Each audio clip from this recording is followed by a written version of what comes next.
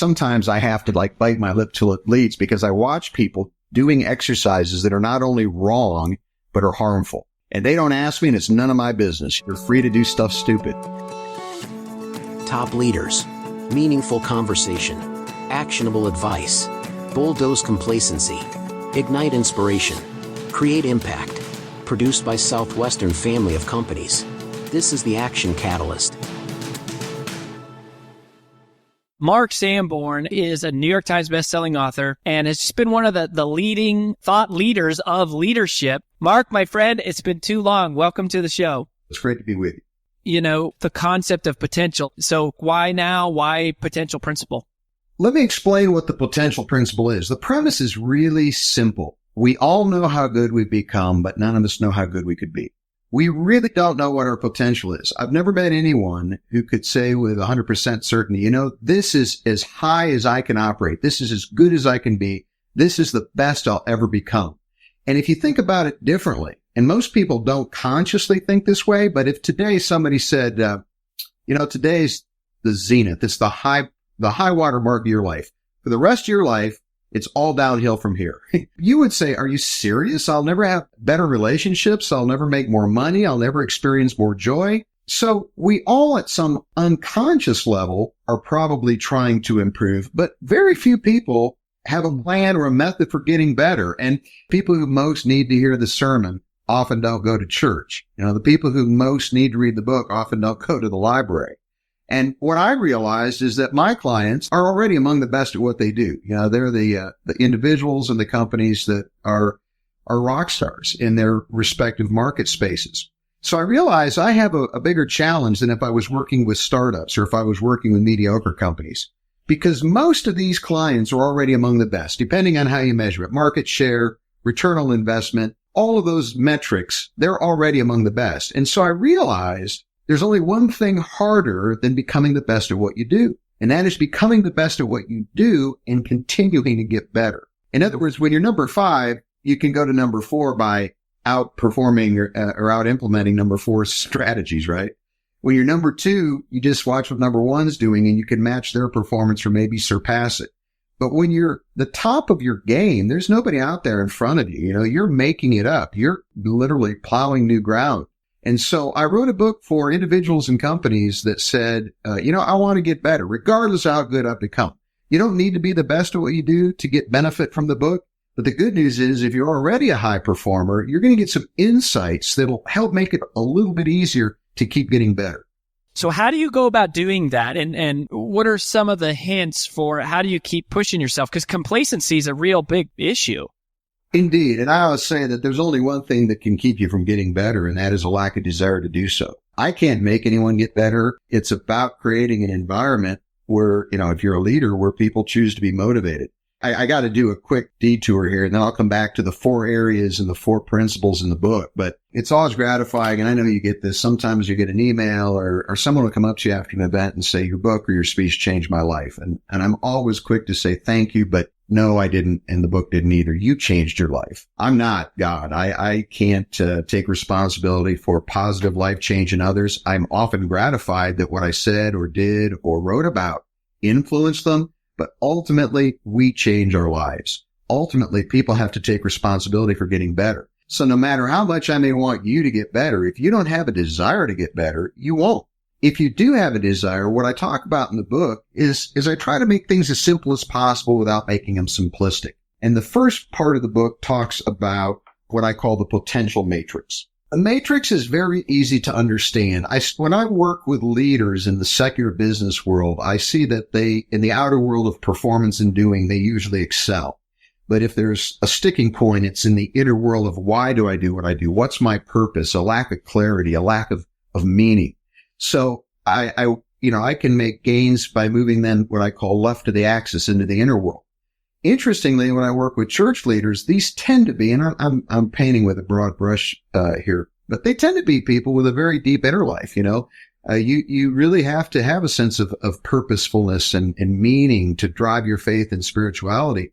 So the best way to help them often is moving them into the outer world of how do you run a good meeting? How do you communicate more effectively? How do you create a team? And so I started thinking about this kind of odd dichotomy, and I added one other element, and that is what I would call initiating or responding. We initiate, we take action. We respond, we're acted upon. So if you combine those two axes, what you end up with is the outer world of performing and learning. In performing, you're initiating, and learning, you're being acted upon by the lessons and ideas of others. And in the inner world, we have thinking, which is where you initiate the thought process, planning, visioning, strategy. And then what is probably the most interesting and most often overlooked or least used quadrant, the inner world of responding, which I call reflection. Reflection is where ideas come to us. Thinking is where we seek ideas. But some of our biggest epiphanies, you don't wake up in the morning and say, today I want to have an epiphany about how to improve my marriage. You might read a book for ideas, but the insight will come through this kind of quiet contemplation and gestation. So those are the four areas. And there's two big messages. When I did this quadrant, I wanted to basically remind people that we all have one of those quadrants we like the most. For a lot of business people, it's performing. For me, and you probably won't be hugely surprised, it's thinking. In other words, what I enjoy most is books and ideas and creating. But if I just think, I really am not very successful because I haven't translated that to the outer world.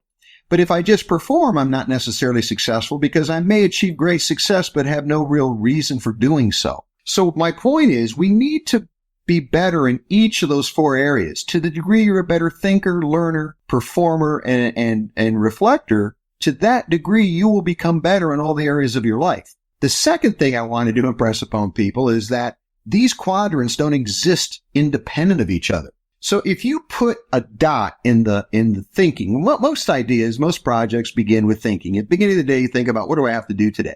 Well, to really be good at what you do, you have to learn how to do it. So you take that line and you then go down to the learning quadrant. Do I have the skills I need? How do I develop more skills?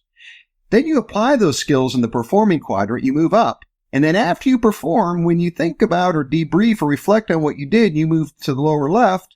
And after you reflect and get any insights, you go back to thinking. And it looks like, and this is what's cool, an infinity symbol. Now, that infinity symbol, when you impose it over the potential matrix, gives you a primary way of always getting better.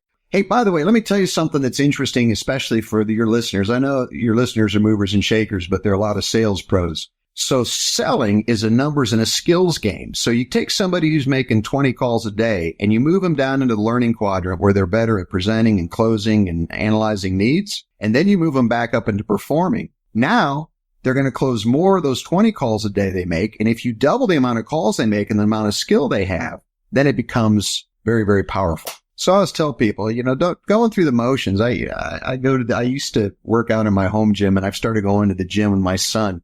And sometimes I have to bite my lip till it bleeds because I watch people doing exercises that are not only wrong, but are harmful. And they don't ask me, and it's none of my business. It's America. Right. You're free to do stuff stupid. They're delusional, and they're probably someday going to go, I go to the gym every day, and why am I so sore? Why do I have a pulled muscle? And why am I not improving my health? And that's because you're doing it wrong. You haven't learned to exercise. So that's the potential matrix. The big insight is you've got these four areas where you can get better. Don't just focus on the easy, the preferable. Use all four to create synergy for improvement. It basically is pointing out to people that if you only continue to get better in one area, you're leaving a lot on the table. There's so much more opportunity to improve your thinking, your learning, your reflection, as well as your performance. But then what I do, I talk about four things to do. The path to improvement is the potential matrix. The means of improvement are these four techniques. And the first one is probably my favorite because it's used a little out of context. Clay Christensen talks about disruptive innovation, and you hear a lot about the word disrupt or disruptive, and it's usually applied to things and processes and to companies. But in the book, I say the first step to getting better is disrupt yourself before somebody else does. It's a play on the idea that most people change only when they have to. Leaders change before they need to. And it's about looking at the areas of your life that have become outdated, that have become stale, that could be better. We find things that work, and because they work, we keep doing them. and we keep doing them until they don't work as well. And so what do we typically do when they don't work as well? Well, we do more of it, right? And it's like an engine that's, got sand in the transmission. The more power we apply, the slower, the more the gears grind and the slower we go. So the first key is to ask yourself, who or what in my life needs disrupted? Meaning, if you may have somebody on your sales team, you've given them every opportunity to get better. You've invested in them. They haven't. Maybe it's time to disrupt them and let them pursue their bliss somewhere else. Or maybe you've got somebody in your sales team that has frustrated you, but you've never explained why. Maybe it's time to positively disrupt them and the relationship so that it can get better. So the first tool is disrupt yourself. But it's more than complacency. Complacency says, where am I too comfortable? Disrupting yourself looks for areas that you may not even have considered before. So it's not just about disrupting the known. It's about looking for that, that better or game-changing practice. Then the next principle is refocus. And this is interesting. If you disrupt yourself, you've got to refocus. I work with clients that say, we want to do this and we want to change our culture and we want to improve these processes. And they come up with all these disruptive ideas, but people keep doing what they did before. And then they say, why aren't they changing? Well, because you never refocused. We're people of habit, right? And if you say you want me to do something different, but the next day I don't know how much time to devote or what to do differently, I'll default to what I'm habitually been doing in the past. So I will perpetuate the pre-disruptive behavior. So refocusing says, and this is something that's taken me, maybe I'm a slow learner. It's taken me a while to realize too many people, even effective leaders, have very clear focus, but they don't refocus as things change. So they're playing by kind of an outdated focus scorecard, if you will. If you don't refocus and say, okay, to do these things, what needs to be done differently, or who needs to do them instead of me, or how do I reallocate my time? That's the mismatch. Until you really get clear on how to reallocate and refocus your time and energy, you'll inevitably slip back into those previous patterns. They'll keep the disruption from becoming effective. That makes a lot of sense. Hey, I know that you said there are 4, but we are running out of time. And if you guys want the other 2, you're going to have to go by the potential principle. I got to tell you, books are like kids. We love all our kids. Books are also like kids, and that not all of our kids behave the same way. But I'm excited about this book because really, for me, it has been kind of a compilation of bringing together the last 31 years of my work into how have I, approached life, and how have I seen others who I've taught these principles to approach life and succeed. So it's a distillation. It's a short book. It's not an airplane book. You can read most of my books before you push back from the gate. But I really think for the people who are into bettering their best, this will be a worthwhile investment for them, and I do hope they'll check it out. Mark, I appreciate you so much. Thank you for making some time here, and we wish you all the best. Thanks for having me on the show. If you enjoy this podcast, please make sure to subscribe. And to stay updated on everything that the Action Catalyst is up to, make sure to follow us on Facebook and Instagram at Action Catalyst Podcast and on Twitter at Catalyst_Action. And thanks for listening.